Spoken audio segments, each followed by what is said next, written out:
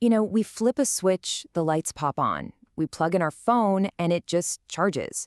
We totally take electricity for granted, right? But behind that simple wall socket, there's this whole hidden world of testing and safety checks, making sure everything works reliably and, more importantly, safely. So, what is it? What's the secret sauce that guarantees the electrical panels in our buildings, our hospitals, our offices, our homes aren't going to just give up the ghost when things get tough? Well, the answer comes down to two totally different but equally vital kinds of tests. Let's use an analogy here because it makes it super clear. Think about how we test cars. First, the car company takes a brand new model and, they smash it into a wall. They're crash testing the design, the blueprint. Then, once that's approved, every single car that actually rolls off the assembly line gets a final inspection to make sure the build is perfect. Electrical safety?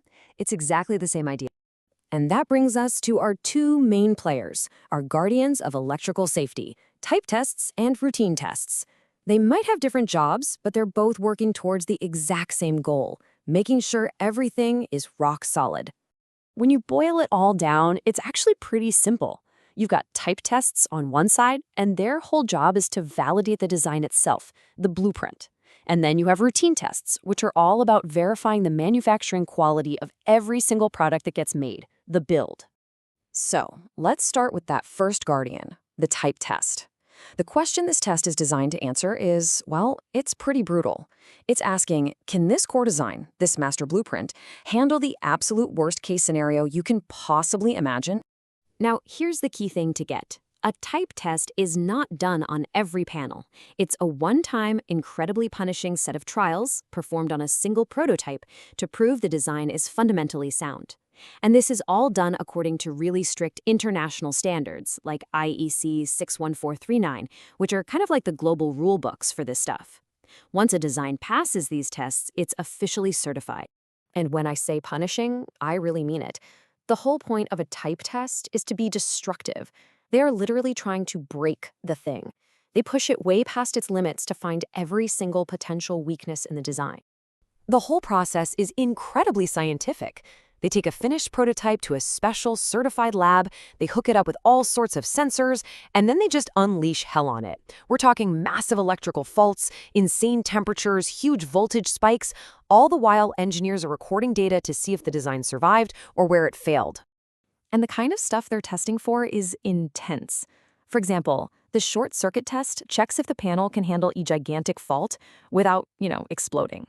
The temperaturized test makes sure it doesn't get dangerously hot and start a fire when it's running at full power. They'll even bash it around to test its physical strength and spray it with water to make sure it's properly sealed. Okay, so the design is proven. It's tough, it's safe, it's certified. We're done, right? Huh? Not even close. That's only half the story. Now we have to ask a new question. Is every single unit that comes off the production line built exactly like that tough prototype? That's where our second guardian, the routine test, steps in. So, unlike that one-time destructive type test, a routine test is done on every single panel. Its mission is to catch any little mistake from the manufacturing process. Maybe a wire is loose, maybe a component is faulty, you name it, before that product ever gets shipped out. The whole philosophy here is completely different. You're not trying to break it anymore. You're just trying to confirm that it was built perfectly to spec. It's a quality control check to make sure the final build is a perfect copy of the blueprint that already passed the tough guy tests. So what does this look like on the factory floor? It's basically a 3-step checklist. First, a really detailed visual inspection. Someone is literally looking at every wire, every connection, every label. Then they move on to the electrical checks, running tests to make sure there are no hidden shorts or problems with the insulation. And finally, they actually operate it, flipping the switches, testing the safety locks, making sure everything works just the way it's supposed to. So, what does that involve? Well, an insulation resistance test makes sure electricity is staying where it's supposed to. A dielectric test gives it a little jolt of high voltage, just for a second, to double-check that the insulation is solid. And, maybe most important of all, an earth continuity check confirms that the ground wire, the thing that literally saves you from getting a shock, is properly connected. That one's a big deal.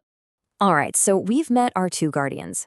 Now, let's put them right next to each other to really hammer home the difference between testing the blueprint and inspecting the build.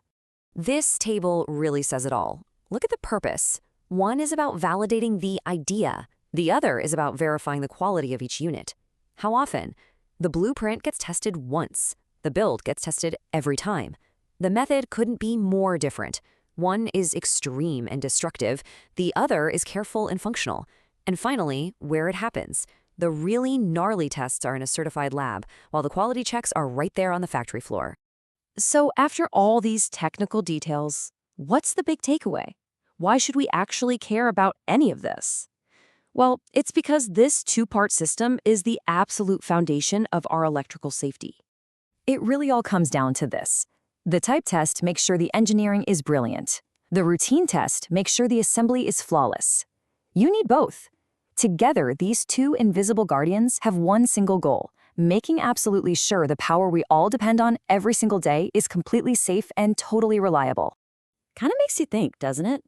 Our world is just packed with these hidden safety nets, from the way our food is inspected to the way bridges are built. What other invisible safety protocols do you think you rely on every single day without even knowing it?